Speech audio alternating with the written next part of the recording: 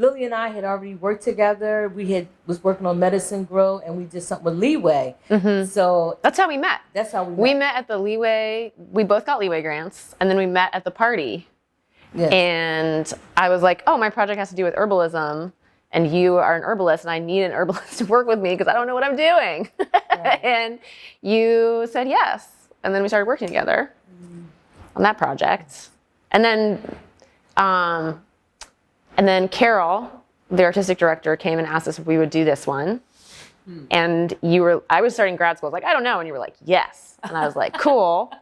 We did the Velocity grant together too. We did the Velocity. That's how Carol found us. Okay. And then we kind of got match made with you. Yeah. And it was awesome. Yeah. It's like we never skipped a beat, Pam. You just came and flowed right in with us. Yeah, the Rosine project approached me because of my work in Kensington and working in, with people there, and just being you two already having an established artistic personality together meant that it was just it came together really nicely. Yeah.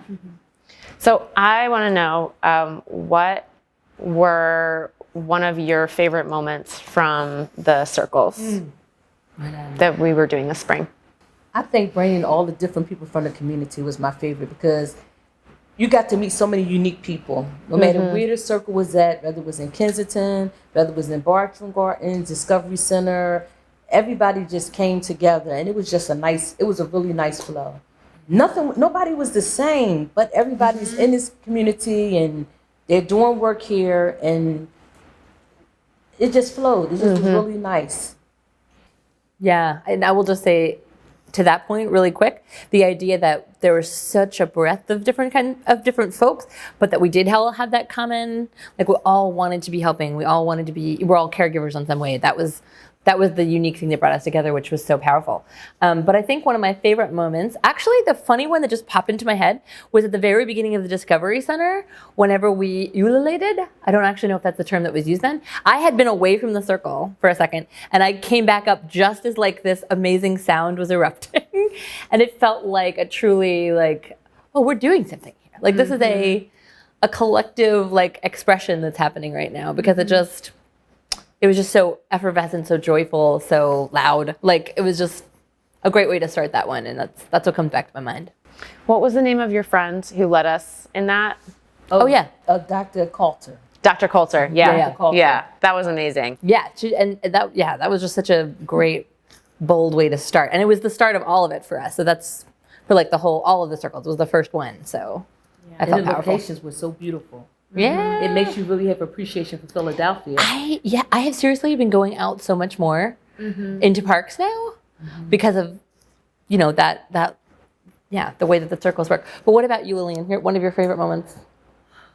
Wow, there have been a lot of really cool ones. One of the first ones that popped into my mind was also from our first circle. So it was blustery, gray, end of March. It started hailing at one point. We had it all planned out, and then it just went totally out of the window immediately because it's March in Philadelphia. Yep. And Philami, you brought your turmeric drink, and we hadn't even talked about that. That wasn't even on the schedule. That's true. You just brought it. And then you gave out the little glasses, and everybody took a shot. Took a short shot of this libation, and it was I felt warm, and it felt yes, we all just got on the same vibe. We felt fired up and warm inside. It was like drinking the sun. It was so good. Yes. And I feel that was that kind of thing of we didn't even talk about it, but once it's here, we're of course this is part of this now, and we're all gonna go with it. And it all kind of getting us on the same frequency. That was a really fun moment for me. And that's what circles are like. It's something that you don't really make preparation for. It's not like in Western, that circles is so prepared, it's so by the book, and it's kind of improvised. It's circle take on its own way. Right? Yeah. And that's the important thing that, we have done. In the circle, we all did different things that we didn't plan to do. Totally. That's true. And every person brought something, I think maybe that's another moment of, as people started sharing their stories in each circle, watching who was responding, being wow, I'm going through that right now, or I went through that a few years ago, and let me know if you want help, or just having somebody there who's like really getting it and holding each other and not having any idea that that was going to happen in advance. You know, another example of that maybe is the cloth. So we had this pile of cloth that we were using, right, to like something that expresses or like illustrates a challenge, something with the support.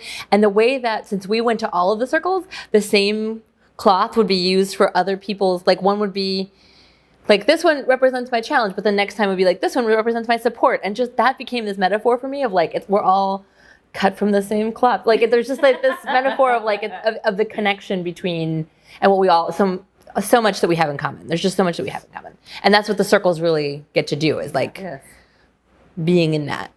It's what we have in common, coming together, making a beautiful tapestry at the end. You know. We ended up having so much different kinds of music, from the improvised with the cool instruments that you brought and our toning and the what did Carson what did she call it Eulation? I don't know exactly. That's her opening call. An opening call, So just the music, the libations, the plants. There were so many different elements that made the circles feel so vibrant. And I like the talking sticks, the way they were created. Yep. And it gave people the ability to get involved by using the talking sticks. Yeah. That was actually something that felt really powerful to me. So part of why I started getting involved with plants at all was I started noticing this one plant called chicory, this blue flower, and it felt like this invitation at a time when I was feeling really stuck. And I was like, I'm just gonna notice this and see what happens. And then I started researching it, and I learned about its different medicinal uses. And then I started wondering, like, wait, there are so many green plants everywhere. Like, what do they do? You know, and it was in that beginning stages that I met Falami, and Falami taught me a lot about what the different plants can be used for. And it totally shifted my relationship with walking around, because I'm just like, that's dead nettle, that's cleaver, that's this, that's that. You know, like you start noticing the different things, and it, instead of being like, oh, I'm walking by a vacant lot, it's like I'm walking by clover, I'm walking by thistle, and like each of them have different uses and have had relationships with humans for like millennia, right? And one of the things that was really cool to see happen was through the talking sticks, right? Which are these bringing in plants that are in season right now, putting them in the center of the circle, talking a little bit about their properties, and inviting people to choose one that they identify with on that day as their talking stick. Watching that happen in real time. I mean, like some people already have relationships with plant medicine, you know, and some people were just starting to think about it, but watching them look around and being like, oh, there's that. Oh, there's that. Like in the circle, in the moment, and watching all of us like shift that feeling of what it meant to be on the physical piece of earth that we were on was very cool. Yeah, it was very cool. And that we lucked out so much on the second circle when we had like the spring day of all spring days when we were in Kensington, and we were underneath this apple blossom tree, and the petals were literally like drifting through the air. Yeah, that was one of the most like sparkling plant moments, because you know, depending on what neighborhood you're in, that may be like a green oasis, and you may not have another one for a couple. Like it's surrounded by just a lot of concrete. So getting into this beautiful garden space that was just enveloped us. Like, and that I think is one way I'd put what I've learned from you and your sort of approach, Falami, is that the plants are there for us. Like they just are there, and they're ready to have a relationship. They want to support you. There's so many different options, like so many of them that have so much strength. There's just like so much strength out there. And having these sacred places here. And we learned where they're all at in Philadelphia. So we had the circles, but we also left them with some place that they can go to. Yeah, exactly. Everyone who came to our circle, it's somewhere you can go to free right here in Philadelphia. Right. And where you can really have, like you said, it's an oasis here. Yes. Whenever we were first meeting, and we were deciding like where are we even going to meet to talk, and you guys were like, we should just go for a walk.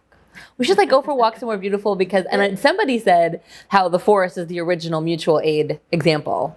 You know, it's somebody said, one of you said something like that, like, or the meadow is. It's like the original, everyone's taking care of each other. Right. And so that's where we should, that's what we should consider when creating these circles.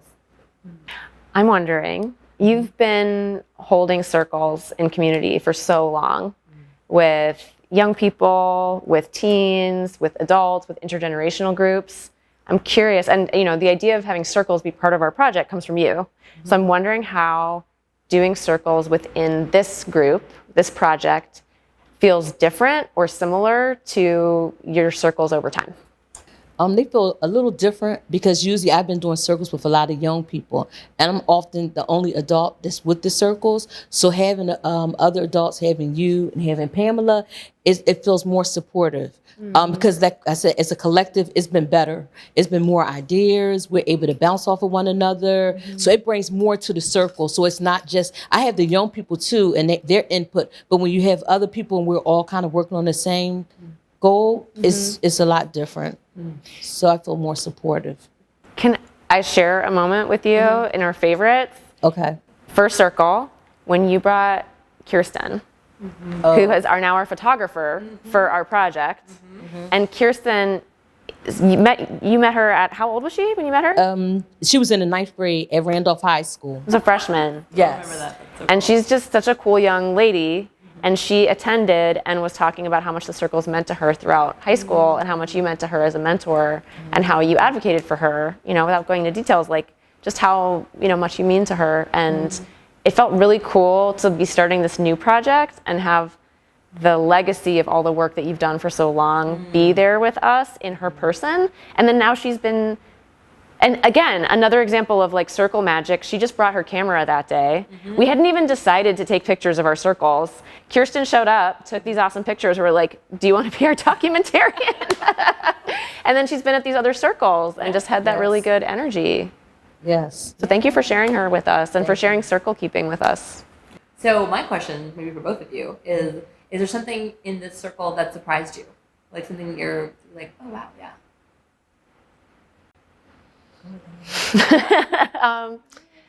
I think that one thing, I don't know if it came as a surprise, but also wasn't a surprise that people pretty much after every circle wanted to know, when are you doing this again? How do I do this? Will this continue? Will this keep happening? Just that people, when they hear about it, that they want to participate. Yeah. We kind of asked ourselves that too. Like, this has been so much fun, and it's just so nourishing. How do we continue? And thankfully, we will. Yeah. Thankfully, that is the plan. And circles are so important. I know a young lady had told me about 8 years ago, she said they had a fight in their school, and she asked the principal, oh, we need Sister Falami here to help us do a sister circle. But oftentimes our schools are resistant, and these circles are so important that young people know that we need it. We understand because we've done circles, so we see the need for it. So it's so important that we have these circles, and now we're just going to work on a way that we can continue to have these circles, because there's so much needed in our communities, especially with the violence we have here in Philadelphia. We need to be able to have a place where we need to talk. We need to talk. Yeah. We need a place where we can really talk, to bring the healing and just to bring the understanding amongst one another. It's such important. We need to circles. talk, and we need to be supported. Like a space where we support. It's a supportive space to talk, not just like I don't know. Yeah, the support. Yes. The support that's inherent to what these circles are about. There's lots of different kinds of it. I think maybe one aspect that felt surprising to me is, so I've been in school, right, for therapy, to be a therapist. And so there's a lot of details about how to do that. And one of the things that has been surprising or maybe reaffirming, is the act of being in presence with each other. For people who are carrying a lot. Just being with each other, and I think the aspect of being in a natural place is also incredibly important. Like, I saw people take their shoes off and put their feet on the ground in Philadelphia. Like, oh my God, it means we really need it if we're doing that, right? That's like not a move, right, that a lot of us make. And that connection with the ground, that connection with each other, you didn't have to be doing like a million interventions. It was just we need to be with each other. We need to hear how we're doing. We need to sit in the grass and breathe and be acknowledged for what we're going through. And that feels powerful. It's so It simple. does. It's like really so simple, but that's so true. I'm sorry. No, I Yeah, understand. just it is so simple, and it's Yeah. and I know that was one of the funny parts of like getting the plan together. It was like so slippery, right? It was like, well, what does this mean? Like, what is the 5 points of what we're going to do every time? No. It's going to be improvisational. It is actually a very simple concept. You really led the way with that too. Like Yeah. I was just in my like planny brain. I was like, but what about it? It's just it's simple and it's profound. Yeah. Yep.